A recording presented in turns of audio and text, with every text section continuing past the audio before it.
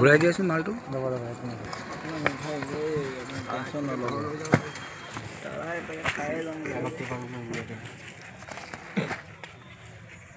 এইটো হয় ন তাৰা গুটকা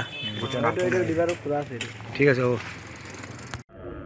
হয় আজি আমি ডুমডুমাৰ হানচৰাত আসলে আমি গৈ থকা অৱস্থাতে হানচৰাৰ অভিমুখে গৈ থকা অৱস্থাতে আমি অবৈধ আসলে গুটকা আমি তাত দেখিবলৈ পাওঁ আৰু ঠিক তেনেদৰে আমি গম পোৱাৰ পিছতে যে অবৈধভাৱে গুটকা তাত আছে অৰ্থাৎ বিনা GST তেখেতলোকে যে ব্যৱসায় কৰি আছে তাৰ কথা কিন্তু আমি গম পালোঁ। তাৰ লগে লগে আমি ডুমডুমাৰ GST অফিচক আমি খবৰ কৰিলোঁ আৰু খবৰ কৰাৰ পাছতে গুটখাৰ GST অফিচাৰে আসলে গুটখাখিনি জব্দ কৰে আৰু জব্দ কৰি ডুমডুমাৰ অফিচলৈ লৈ যায়।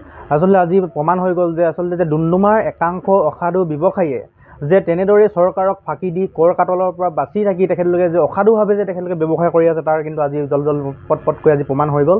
এই ক্ষেত্ৰত আমি অসম জাতীয়তাবাদী যুৱ ছাত্ৰ পৰিষদ ডুমডুমা আঞ্চলিক সমিতিয়ে কিন্তু তীব্ৰ ভাষাৰে গৰিহণা দিছোঁ।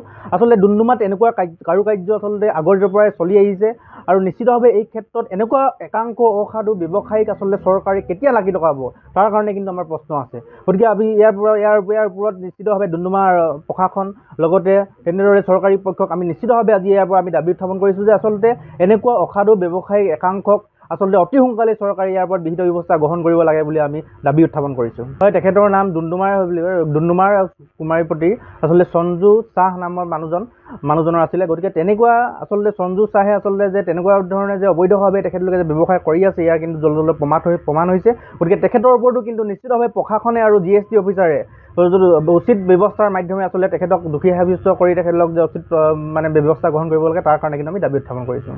যিকোনো খবৰৰ বাবে যোগাযোগ কৰক 7099017330 লগতে 7099017110 নম্বৰত।